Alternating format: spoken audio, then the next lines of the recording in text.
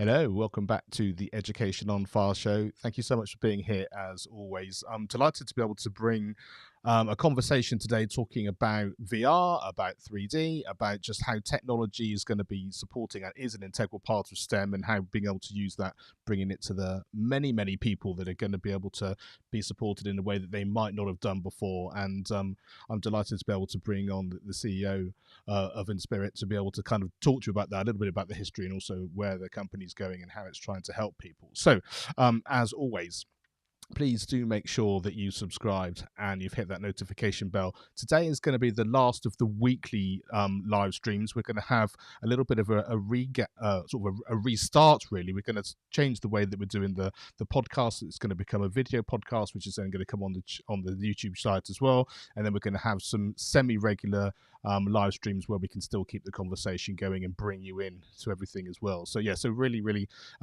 want you to sort of be involved as much as you can, but just if you've got those notifications on, then you'll sort of know when we're going live and some of the things that we're going to be bringing you in the not too distant future. As always, just in case you missed the audio podcast that obviously goes live every Monday, if you go to educationonfire.com/listen, these are all the places you can follow, subscribe, get it downloaded to your device. As I said, every Monday morning here in the UK, it goes live and then spread around the world. So do make the most of that because as you can see, we have some amazing conversations going on. This week's was with Dr. Terence Ruth, and he's a professor there at NCSU, and we were talking about all the amazing work he was doing within his university and also in his local area, actually even running for mayor. So it is great to kind of see how he was really explaining how education really is sort of the center of everything, politically as well as educationally, and how we can support children in so many different ways just from our sort of education background. So yeah, do go in and check that out. As you can see, that was episode 380, which is amazing. Having started back in 2016, we really are kind of really traveling around the world and covering so many different topics now, which I find absolutely incredible. So without further ado, let me bring on Aditya, and that will give us a chance to kind of really get to understand exactly what Inspirit's all about and how he can help you. Hello and welcome. Thanks so much for being here. Oh, my pleasure, Mark. Thank you for having me. So why don't we start, first of all, give us that kind of elevator pitch in terms of what is the company and sort of how is it sort of helping people? Yeah, I mean, the best elevator pitch I can give is what a middle school teacher told us the very first month that we had started, now almost 4.5 years ago. She said, and I quote, "You guys are building the magic school bus for education." And if you've watched the TV show The Magic School Bus, that's exactly what we're trying to do. You put on the VR headset or you launch a simulation and you shrink in size and enter the human body and learn about DNA replication or protein synthesis or the mitochondria. And then you sit on a spaceship and go to Mars, and maybe we have you throw a ball and build the intuition behind projectile motion and Newton's laws of motion.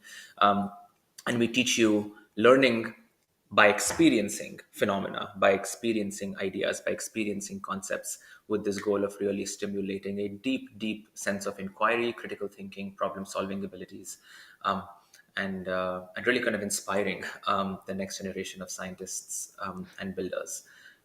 So that's Inspirit. We're building interactive, immersive simulations, VR, AR, 3D, across a range of different platforms, with the fundamental goal of stimulating deep curiosity-driven learning.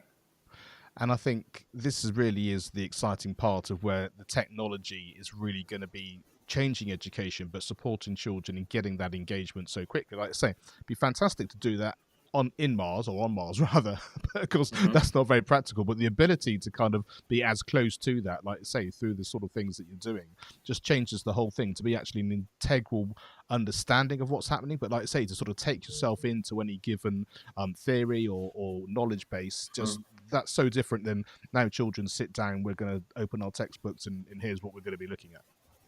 Yeah, and I think this is a no-brainer, right? I mean, if you tell anybody or ask anybody if they want to learn by reading a textbook or if they want to learn by these sorts of interactive experiences, everyone's going to say that this is the way it should be done. And none of this is actually new. But I think we've finally reached a point of time where this next generation of students that we have, for them, education is no longer a necessity, but education is a choice. And the moment it becomes a choice, they start to drop the things that do not work for them. So, memorizing information from a textbook, learning through PowerPoint presentations is nowhere near the kind of engagement and interactivity they see on other platforms that they come from. These are children who are natives on platforms like Roblox and Minecraft. These are kids who are very active on social media platforms like TikTok, where they are not just consumers of information, which was what used to be the case in the YouTube era of social media, but they're creators. More than half, I believe, of TikTok users are creators. They actively participate in these spaces. And so they then come to the classroom, and then they're in spaces where people are talking at them, not talking to them. People are not engaging them in interactive, immersive, collaborative experiences. That is what VR and AR unlock, which now makes this a critical necessity for teaching and learning versus just a nice to have. And I think the thing that really makes a difference, like you said, is the ability to think, if I'm not getting it in my normal education setting, I can actually go and get it somewhere else. And there might be a barrier to Yeah. that. It might be a price thing, it might be engagement, or whatever your circumstances are. But that there certainly is that option of kind of, if I can find a way to do it, I can bring it into my world as best that I can. And I think that, like you said, that suddenly has choice about how you want to do it, certainly from a parental point of view. And like say, as different education settings are kind of, we know we want Yep. to change, and having an option which is, like I said, a no-brainer, because you can see exactly what the how the delivery is going to work and how it's going to affect people. Then this way of, like say, it's Right. not a silver bullet to change education, but like I say, it's been around for a while, but it's a Exactly. way of making it more relevant in the here and now. Yeah, and absolutely, you're spot on. And so the way I would think about it is, so I did my PhD in the learning sciences program at Stanford, and most of my research was on this idea of student agency. I think what we're all referring to is this sense of giving back agency to the learner. And so when I look at VR and AR, exactly like you said, this is not a silver bullet that's going to solve all problems in education. In fact, no technology is a silver bullet that's going to solve all our problems. However, what VR, what immersive technologies do really well, if designed well, is giving back control. It gives students that agency to actively engage with their learning journey, with the activity that is at hand. And I think that's critical. Most of the research I did pointed to the fact that agency and giving learners control in an experience was one of the most fundamental drivers of all the learning outcomes that we seek to achieve. And it seems to me, I mean, even just in the last year or so, with AI suddenly becoming so prevalent, it's Right. everyone can see and understand that I don't need to learn all of this stuff. I don't need to write it down in a certain way, because actually Yeah.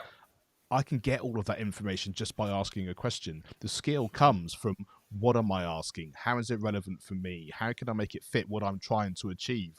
And they're very Yep. different skill sets. And like I said, that fits hand in hand with what you're offering, like I said, Oh, compared to that yes. sort of traditional setup. Oh, yes. Relevance is one of the most important things we aim to achieve with Inspirit. So, on our platform, we have a combination of STEM experiences. So, the usual suspects in biology, chemistry, physics, and math. But we also have a whole other module on careers, career training, career discovery. In the US K 12 system, this is often referred to as CTE, Career and Technical Education. And what we do is put students in the shoes of real life careers. What does a day in the life of an automobile engineer or a mechanic look like? What does the day in the life of a nurse or a doctor or a surgeon look like? What does it look like to be operating a heavy machine on an oil rig or on a shop floor?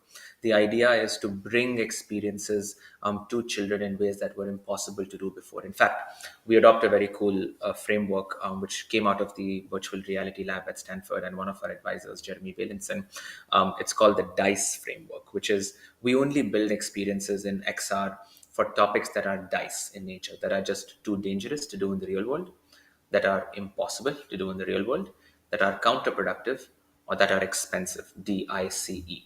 And so when we build our experiences, we're not trying to do something that you could anyway do either in person or on a cheap or in a cheap or affordable way.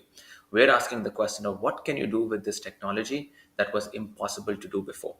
And so things like magic school bus experiences, shrinking in size, going to different planets and learning phenomena, things like putting you in the shoes of specific career pathways that may not be visible to you where you are.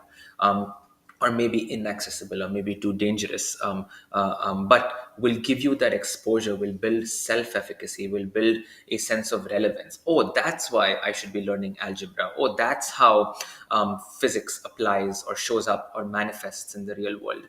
That is the key goal of what we're trying to achieve. And a lot of the evidence suggests that when you can build self-efficacy with a very short simulation in virtual reality, it leads to dramatic shifts in everything from attendance, reduction in attrition rates, and improvement in classroom engagement and participation, and even information retrieval. So the standardized testing that everyone tries to do better on. There is evidence that suggests that VR may be able to dramatically improve all these outcomes that we're looking to improve at scale. And so let's just take a short look at a video. I know that this is only part of what you do, but I think it kind of, Yes. we talk about these things and you sort of have a mental image, but to sort of see it in person, as it were, through the video, I think is fantastic. So let's just take a quick look at this.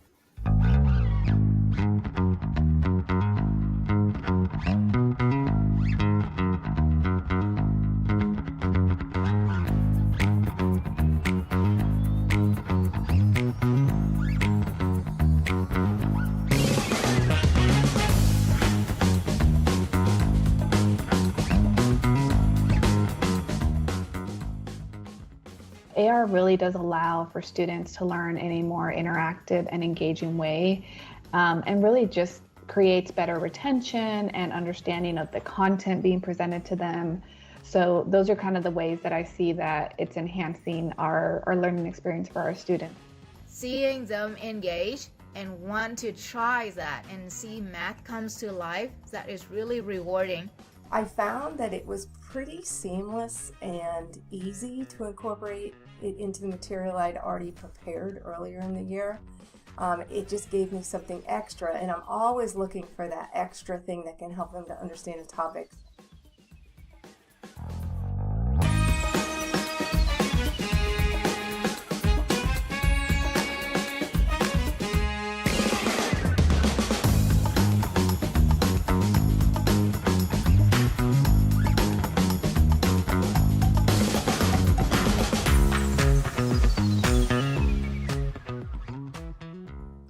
So that really kind of sort of paints a very different picture, doesn't it? Like you say, than just that traditional look, but also sort of having those teachers and those instructors who sort of been part of it can see it. That really sort of is a great endorsement. Right. And let me clarify. So what you just saw was our augmented reality curriculum that we actually developed in partnership with Snap, the makers of Snapchat. This has been an ongoing partnership for over a year now, where we've been collaborating on really building cutting edge augmented reality experiences. And just to differentiate the two, augmented reality is what you can actually do through a smartphone, what you can do through a tablet, by overlaying virtual objects in your physical space, allowing for opportunities like embodied learning by actually visualizing and understanding how different objects relate to one another in a physical context. So the examples you saw in this were a very narrow subset of the full curriculum. However, very important. I mean, I think the example here was a geometry one, and a lot of math examples that were deployed in this specific study that were shown in this video. Augmented reality, virtual reality are different in that virtual reality typically either happens in a headset or in the form of a simulation, where instead of virtual objects being embedded in your physical world, they take you to another world. You kind of are transported to a different space. And so both have very unique and very powerful use cases. VR for topics that involve having you visualize something that isn't in your physical space, and AR that involves showing interrelated concepts, phenomena that may make more sense to do right in front of you. And so, yes, I mean, this was a very exciting study we did last summer, and we've continued to develop that partnership with Snap, who've been wonderful in helping us enable AR learning at scale. Yeah, and we've got some pictures which is sort of really sort of showing what you were mentioning there in terms of what people probably perceive in terms of what they're able to do, but also that sort of sense of what people kind of maybe understand in terms of what it physically looks like as well.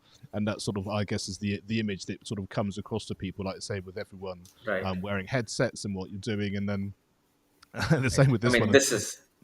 This is an example from an actual classroom of ours, actually, where this is, I think, a student that I don't know what they're doing. You can't really tell what lesson they're in, but this is an example of a virtual reality headset. I mean, that you saw there was the Meta Quest 2 headset. It's a very widely available consumer device, and you put it on your head, and you can kind of visualize simulations and engage with them through the hand controllers that you saw in that boy's arms. So, I mean, that brings us into a really sort of important part of the conversation, I guess. Is it in terms of what you provide from a sort of a company point of view and a technology point of view, and the physical things that you need. You don't necessarily need to provide the headsets yourself. You can use Right. headsets which are widely available. So, talk us through the way that works and that sort of distinction. Yeah, that's a wonderful question. So we like to really position ourselves as a software platform. What that means is, and I have to take a step back and talk about what the trends are. So we primarily, I mean, we work all over the world, but our largest user base is the US K-12 public school market. And one big trend that we have noticed happening is whenever we talk to a school, a principal, a district administrator, the standard thing that we're hearing is, look, we all want to get into VR and AR, and we're buying these headsets because they're getting cheaper and cheaper, more and more affordable. Our kids are very comfortable using them because they use them for video games and all other sorts of things, but we don't know what to do with them. We have these devices, but there's no content, there's no use cases. And so think of us as that complete device management solution. Everything from knowing how or giving you the tools to manage these devices at scale across a building, across a set of buildings, across a complete district in some cases, as well as the curriculum across a range of use cases. We do science, we do math, we do the careers, and we're bringing on a number of other VR and AR experiences, all of which fall within that overarching DICE framework. So it has very unique and very, very transformational value, never incremental value, but transformational value that it offers. But the idea is, what schools want today is a reason to want to invest in these technologies. And what we are giving them is the software solution for seamless device management in a secure and safe way, classroom management where a teacher can real time launch a lesson that works in a hardware agnostic way. We're completely hardware agnostic. We support VR headsets, AR devices, future VR devices as well. For example, the Apple Vision Pro that just got announced and will be hitting the market, I believe, sometime in February.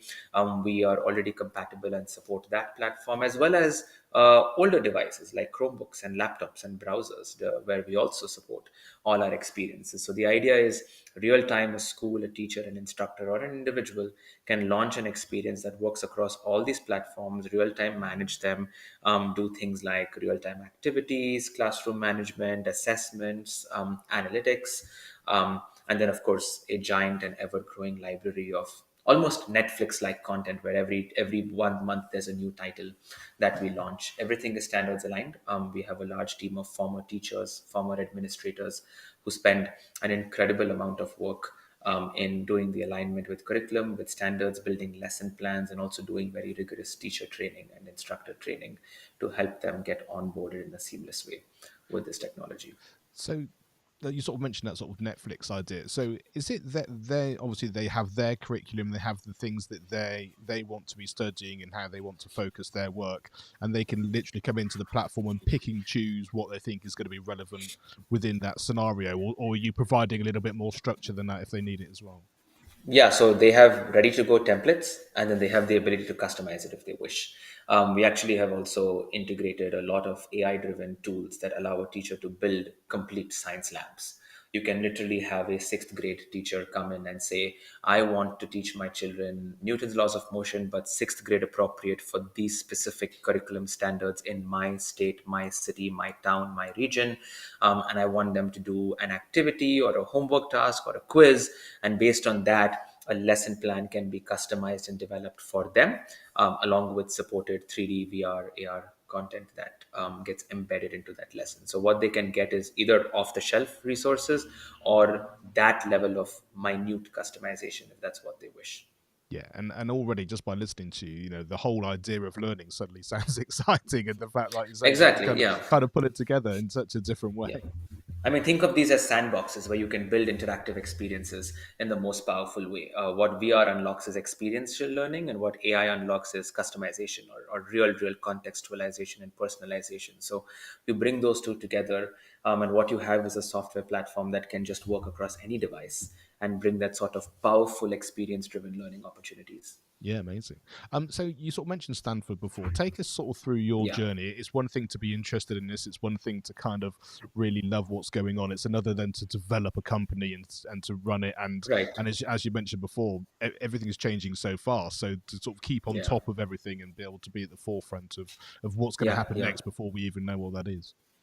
Look, I know a lot of the audience of this talk or of this podcast are educators, and so I think they will really appreciate it when I say this. But maybe 8 years ago, I come from a family of educators as well.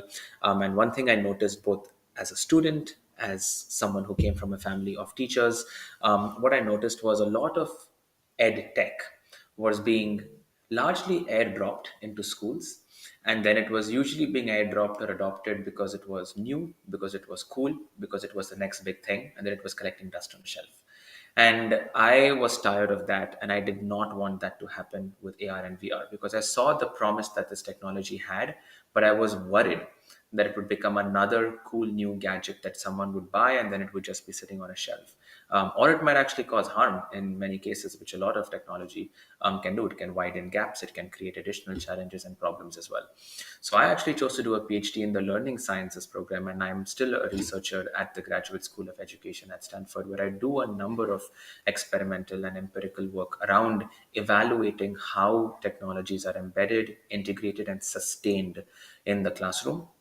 Most of my work has been with VR and AR in the context of K-12 classrooms. And the questions we ask are around things like pedagogy, around teacher training, around professional development of all stakeholders in the ecosystem, around real driving of learning outcomes. Are we doing VR because it's cool, because it's fun, which it is, or because it works, which it also does. And so, how can we center the pedagogical and learning benefits of this technology such that we move beyond the novelty and the newness? Was a key component of my work and my research, and why I chose to kind of go down that road. So I had an engineering background. I loved building things, and then I went down the world of learning and research, and I thought that combination was critical to lead a company. And so when I chose to be an entrepreneur, it was trying to set an example of what education technology should look like, especially cutting edge educational technology, which is deeply rooted in the cutting edge nature of what it is. We are at the state of the art of what this technology can afford, but it's also grounded in the realities of the classroom and in the realities of teaching and learning research that has existed for decades, and maybe it builds on that research by offering new ways in which we can improve outcomes in meaningful ways. So we always try to center the teacher and the learner. The technology is finally the enabler. This is not the silver bullet. I'm not a tech first person, despite being the founder of an ed tech company. Yeah, and that's why I love these conversations, because it's very easy Mhm. to come across the best website in the world where it looks fantastic. You can see Right. the benefits, but it's sort of over there somewhere. And Yeah. actually, like you say, really understanding how it fits in, what it's trying to do, the fact it's coming from someone who really understands what learning is all about, and you then get a sense of, like you say, it's an enabler for what you're trying to do rather Right. than just something, like say, on a shelf that you can buy. Right. And we continue to stand by that. I mean, at any point of time, we're working with at least 3 or 4 schools or districts where we're doing research. We're either doing active experimental work, longitudinal studies, qualitative research studies. And so I invite any listener, if they are curious about evaluating outcomes, please reach out to me. And we have a research team within our company and a number of academic research partners at various universities who would be thrilled to explore collaborative opportunities with schools, educators, administrators, researchers, and then technology builders like us to sit together and design a study and evaluate how this technology works in your context, because everyone's context is unique. And we really are committed to building a portfolio of evidence that can serve the field in really advancing meaningful development of AR and VR for learning. Because I guess, like you mentioned before, the idea of the attainment gap or the opportunity to use this Mm-hmm. could get really wide really quickly. Do we have That's the right. money to buy it? Could we keep up to date with everything? Is it just the schools that are able to say, yeah, we'll take care of this? And so I like say, what sort of your experience in terms of the people that are using it, or the people that feel like it's worth that investment, and how do they go about securing the fact that they're in it for the long term, like say, rather than just that quick buy and then sort of gathering dust after that? Yeah, we have a very strong onboarding playbook, meaning we actually sit down with all the relevant stakeholders in a school or a district when they're buying, to really align goals, because very often the goals of a technology specialist versus a curriculum leader versus a superintendent or a principal versus the parent versus the child are not aligned. And everyone's in it for different reasons. So we often sit down with them to ensure that there is alignment of incentives. Why is the technology specialist advocating for VR versus why is the curriculum lead advocating for it? Why is the principal advocating for it? And are we aligned in terms of what the intended outcomes are for this to happen? We also do very rigorous training. We do training not just for teachers, but we do training for instructional staff members, for facilitators, for IT personnel, to really understand how to operate and work with these tools. If they have issues, if they break, if you need to scale them tomorrow.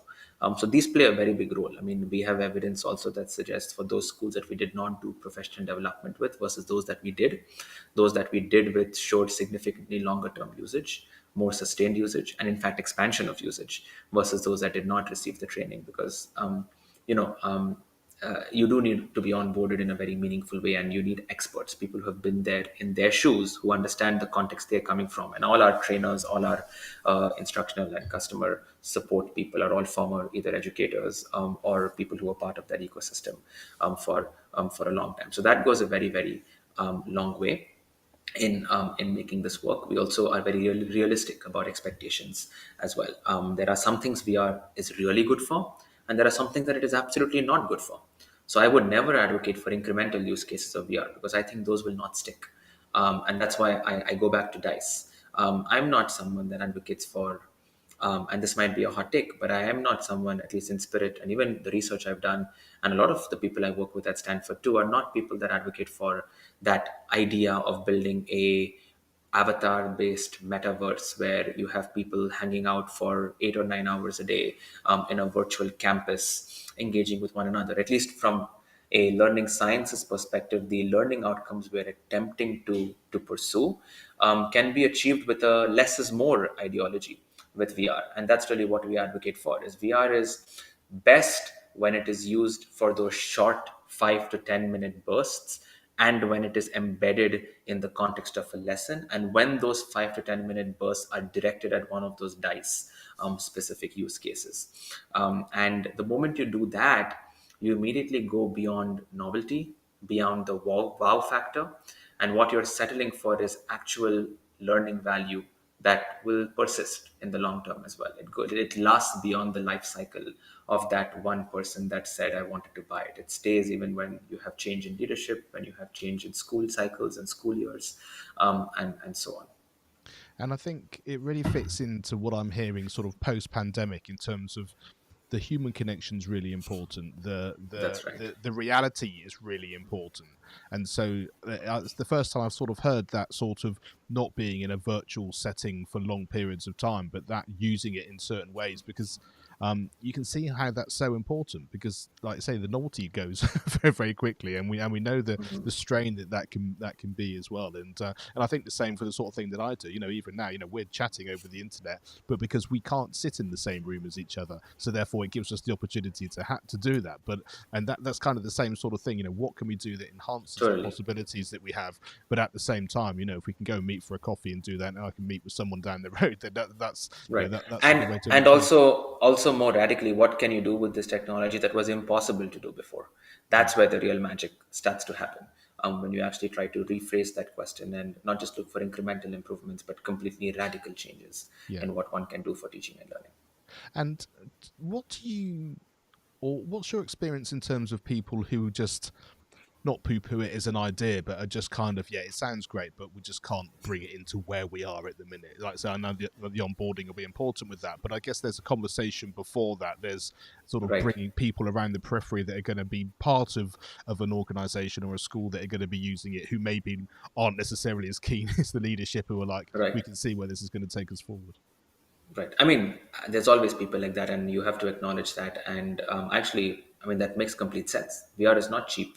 I mean, what we do is actually one of the most affordable models for VR and AR in the market, but it's not free. And so you have to keep in mind realistic challenges, not just around money. Money is rarely the problem. The problem is time. The problem is effort. The problem is the right capacity building that needs to be done for this to be successfully integrated. And there will always be early adopters. And what we try to do is try to amplify their successes as well as their failures, trying to recognize what did work and also what did not work to inform future iterations of this. And we do that. We try to be very honest about that. I mean, this is where the research also comes into play and matters so much. It's not about selling this on novelty, it's selling this because it works, and building evidence of that can bring in a lot of the skeptics, can bring in a lot of the late stage adopters into the conversation. I see us at a similar time in history where we probably were with laptops and Chromebooks in schools maybe 15 years ago or so, like late 2000s, early 2010s, where it seemed like an inevitable reality eventually because of all the opportunities it unlocked for teaching and learning, but there was still significant resistance. There were concerns of screen time, there were concerns of very real challenges that we may not have entirely still solved for today.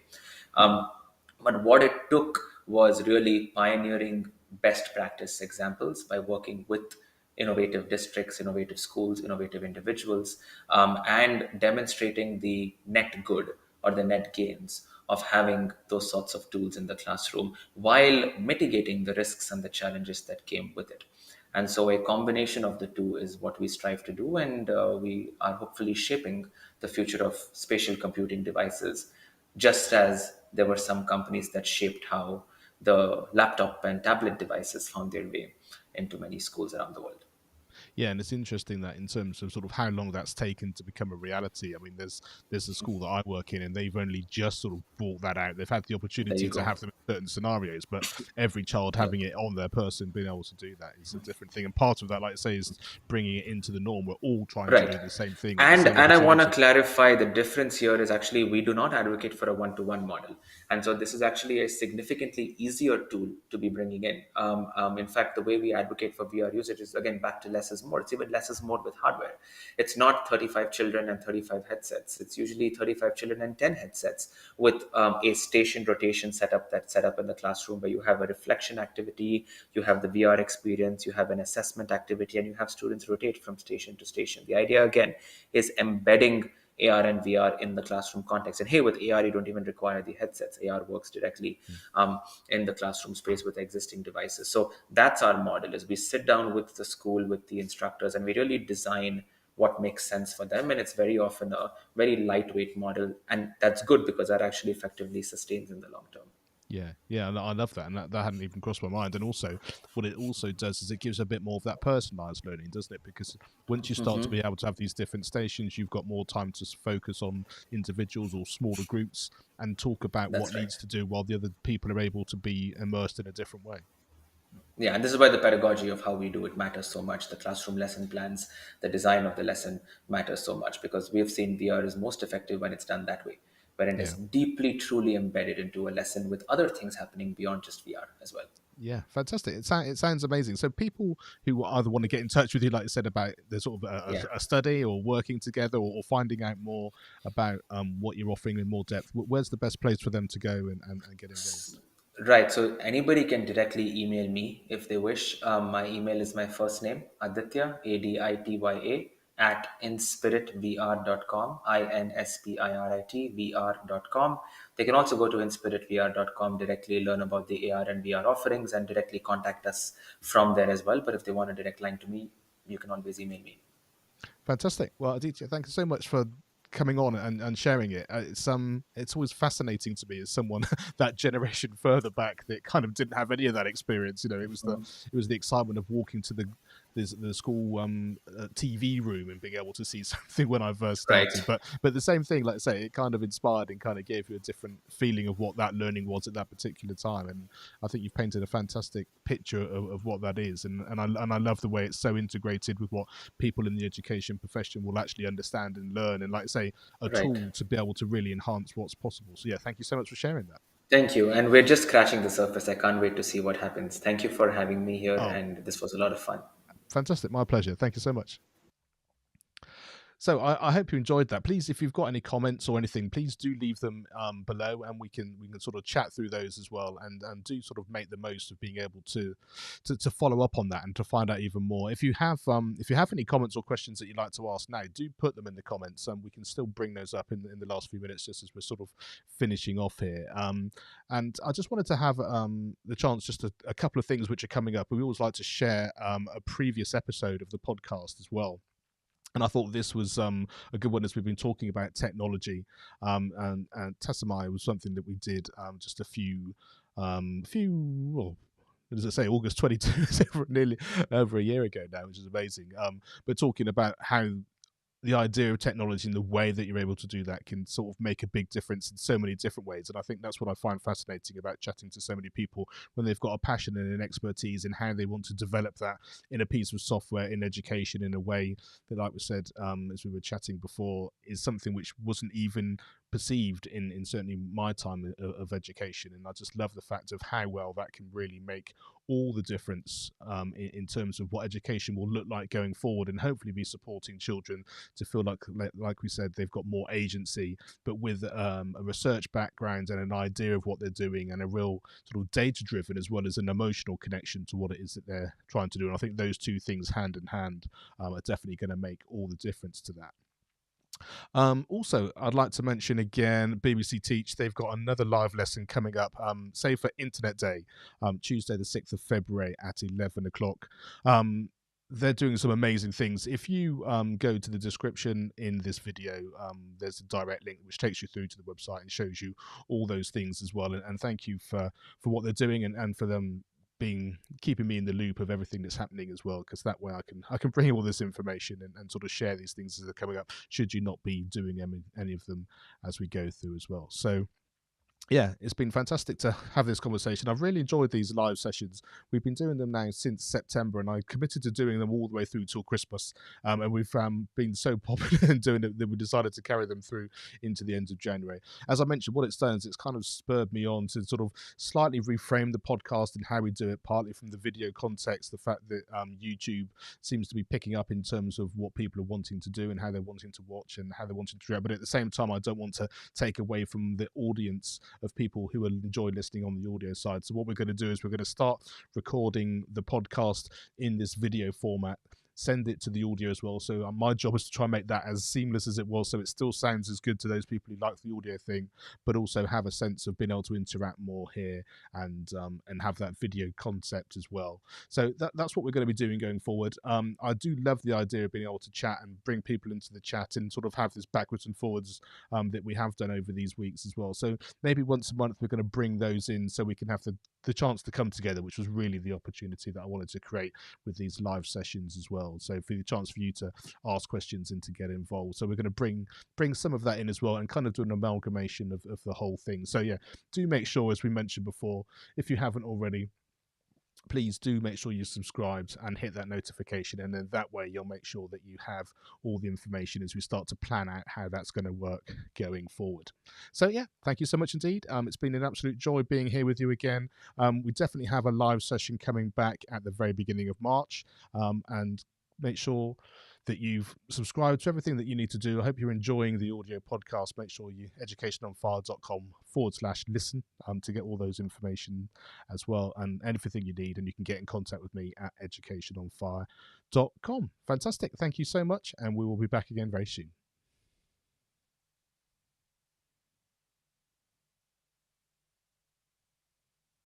Education is not the filling of a pail, but the lighting of a fire.